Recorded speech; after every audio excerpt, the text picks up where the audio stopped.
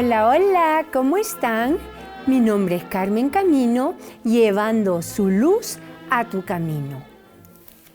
Primero de Pedro 1:18 dice, ustedes saben que fueron rescatados de una vida sin sentido, la cual heredaron de sus padres, y que ese rescate no se pagó con cosas corruptibles como el oro y la plata, sino con la sangre preciosa de Cristo, sin mancha, sin contaminación, como la de un cordero, que ya había sido destinado desde antes de que Dios creara el mundo, pero que se manifestó en estos últimos tiempos por amor a ustedes.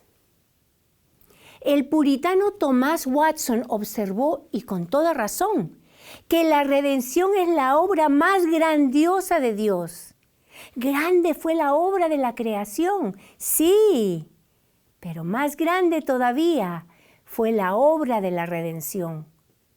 Costó más redimirnos que crearnos, porque en uno solo se habló la palabra y en el otro hubo derramamiento de sangre. La creación fue la obra de los dedos de Dios, pero la redención es la obra de su brazo. La redención es el término que describe una de las características esenciales de la salvación. Trata específicamente con el costo de la salvación y de la forma como Dios recibió el pago.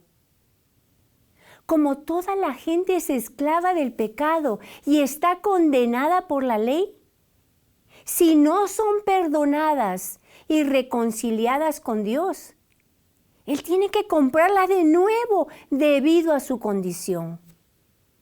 Solo entonces puede Dios liberarla de la esclavitud y la maldición del pecado. Rescatar es la palabra clave en este pasaje. Este término significa comprar la liberación pagando un rescate o poner en libertad pagando un precio. Para los griegos, esta palabra era también el término técnico de pagar dinero para comprar de nuevo a un prisionero de guerra. Dios tuvo que pagar el precio de rescate por ti, por mí. Tú y yo estábamos bajo el juicio de Dios. Ezequiel 18:4 dice, morirá el que peque, nadie más. Dios jamás revocará este decreto. Dios nunca cambia. Él es el mismo ayer, hoy y siempre. Muchas veces escuchamos decir que estamos viviendo en una nueva era, con nuevas ideas, nuevos valores. Pero Dios no ha cambiado. Él es inmutable. Él no cambia. No hay razón para que cambie, porque Él conoce el fin desde el principio. Dios no tuvo que enterarse de nada cuando leyó el periódico de esta mañana o cuando escuchó el noticiero de la televisión. No había ninguna información que Él no supiera ya, porque Él sabe todas las cosas, pasadas, presentes, futuras. Y Dios no ha cambiado su decreto, que morirá el que peque. Nadie más. Pablo dice en Colosenses 1:13 que Dios también nos ha librado del poder de la oscuridad y nos ha trasladado al reino de su amado Hijo, en quien tenemos redención por su sangre, el perdón de los pecados. En Cristo hemos sido rescatadas.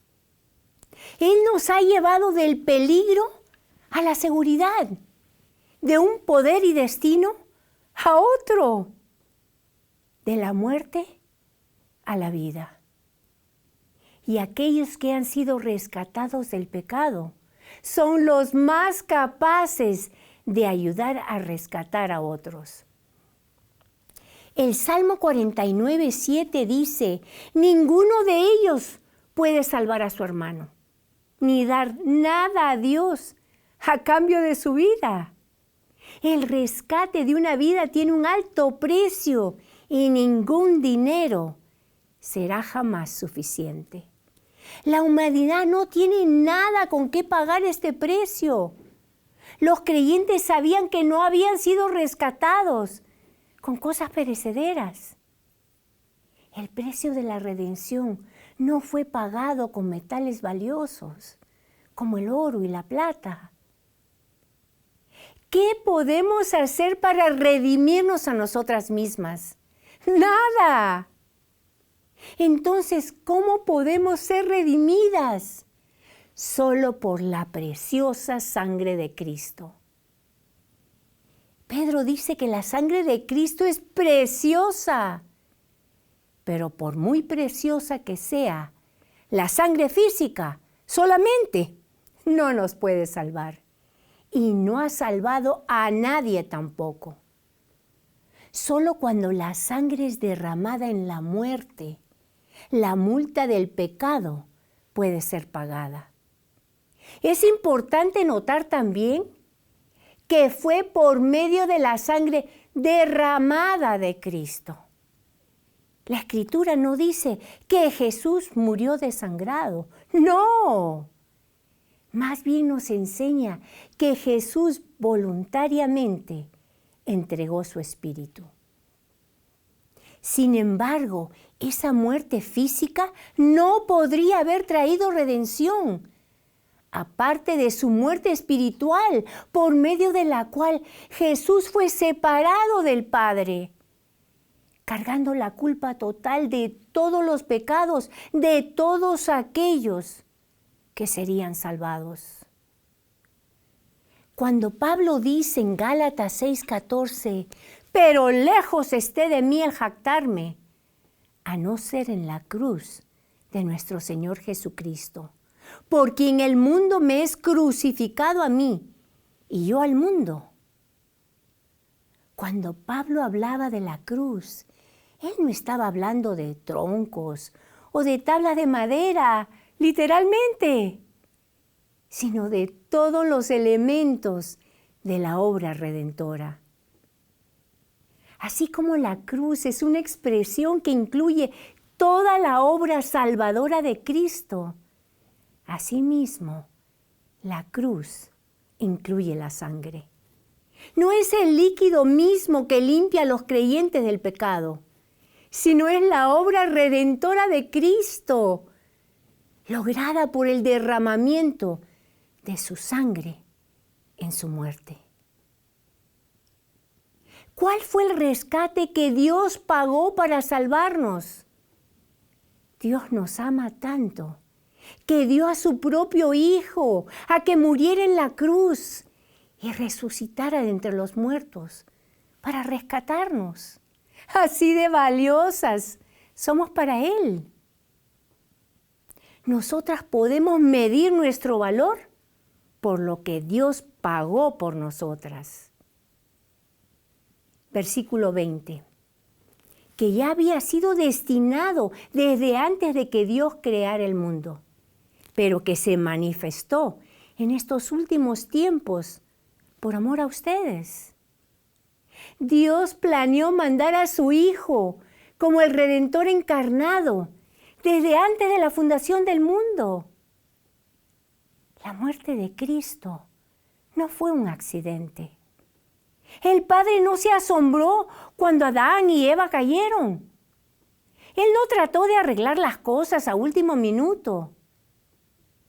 Antes de la caída, aún antes de la creación, Dios predeterminó mandar a su Hijo como Salvador. Desde la perspectiva humana, nuestro Señor fue asesinado cruelmente. Pero desde la perspectiva divina, Jesús dio su vida por los pecadores. Cuando Isaac hizo la pregunta en Génesis 22:7, ¿dónde está el cordero para el holocausto? Juan el Bautista la contestó años después, señalando a Cristo y diciendo, he aquí el Cordero de Dios, que quita el pecado del mundo. Por eso en el cielo, ante el trono, los redimidos y los ángeles cantan en Apocalipsis 5:12, digno es el Cordero inmolado